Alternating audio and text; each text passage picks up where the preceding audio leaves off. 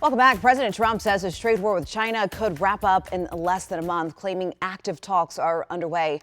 It's one of the big topics today on Face the Nation. Moderator Margaret Brennan joining us right now to talk about it. Margaret, good morning to you. Who do you have on the show today? Good morning to you, Randy. Well, the trade war is just one of the many topics. And by the way, Beijing says there are no talks underway. So it's not clear how President Trump could really de-escalate the tension. But he seems to be trying to. We're going to talk to Gary Cohn, who was one of his top economic advisors during the first administration, to get insight into what's happening within the business community right now and the private conversations that are being had about trying to soften the blow and increase inventory on shelves, which may be running short as China manufactures just so much. We're also going to talk about President Trump's big push to try to get some kind of breakthrough in Ukraine. We have a rare interview with Russia's top diplomat, Sergei Lavrov. He is the foreign minister. We had an extended conversation with him, and we'll bring that to you today. Here at home, we will look at just the approval rating of the president and how he's doing on two key issues that helped get him elected.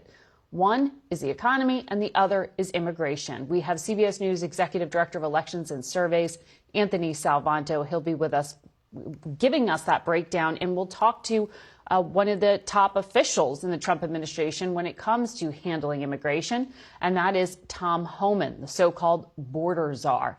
We'll also turn to a top Democrat, New Hampshire Senator Jeanne Shaheen, to find out about all the turmoil inside the Pentagon and State Department right now.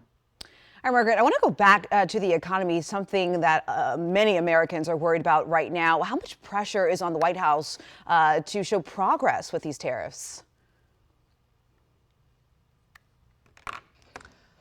Well, so far, the White House, particularly this 100-day mark that we're coming up on, doesn't have any major trade breakthroughs. They don't have any agreements. They don't necessarily even have negotiations with the big focus here, Beijing. Right now, the Treasury Secretary is saying he's trying to get Japan and South Korea and India over the finish line. But these talks take a long time. They're very complicated. So it's really hard to meet that deadline the president has set, even if the two countries agreed on the terms themselves. It's pretty detailed material. So we aren't on the brink of something there, but we are seeing the economy start to show signs that consumers are understanding their prices are likely to go up, as the Federal Reserve Chair just forecast, and that inventory may go down when it comes to what's available on the shelves of major retailers like Walmart. Their top executive at the White House warning of that this past week. So while the fundamentals of the economy still seem pretty solid, we're seeing a little bit of wobbliness when it comes to what's around the corner and risk of recession. So we're going to try to bottom line that for you.